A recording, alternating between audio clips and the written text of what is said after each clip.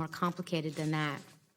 Mr. Johnson, I want to go to you to talk a little bit about microgrids.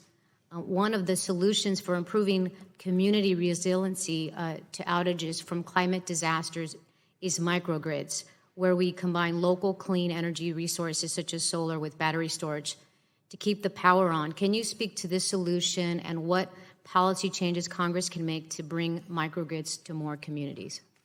Thank you for that great question. We know they work because we had one during the fire season. The Blue Lake Rancheria tribe has a microgrid, is solar with battery storage, and they were able to use that to keep some of the Humboldt County area electrified during one of the PSPS. So we do think going forward and have actually significant plans to increase the number of microgrids on the order of perhaps 20 more this year and 40 more over time.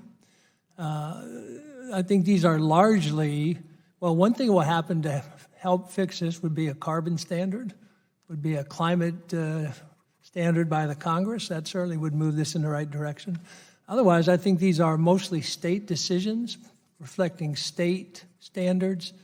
And in California, it's very hospitable to this kind of application. What do you envision that carbon standard by the Congress would be like?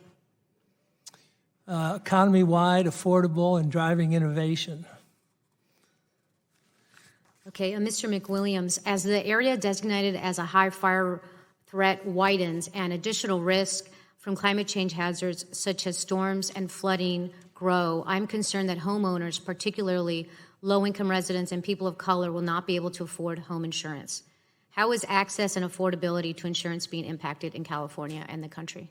Yeah, I think that's absolutely an issue. One of the things I mentioned in my written testimony is that, to me, what's happening in California, but in climate change related issues more broadly, is that we're seeing society really having to grapple with the question of how we're going to take these increased costs, which are going to be very significant, and allocate them among all these different stakeholders, whether it's the ratepayers or taxpayers, et cetera. And so this is another example where we're going to have to look at and decide how we can support those communities, because increased costs are going to go up because risks are going up, and the actuaries will reflect that ultimately in rates.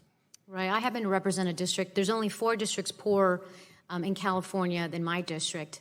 And when I would call people throughout California during the wildfires, those in more affluent communities would say, well, my family's just evacuating, we're going to get a hotel, not a big deal for us, more of an inconvenience. But when I think about my own district and districts like mine, there will be many communities who will not have the ability to do that, which is why I think it's so important that we collaboratively work together to prevent more wildfires, and how do we get it so that it's not the new norm.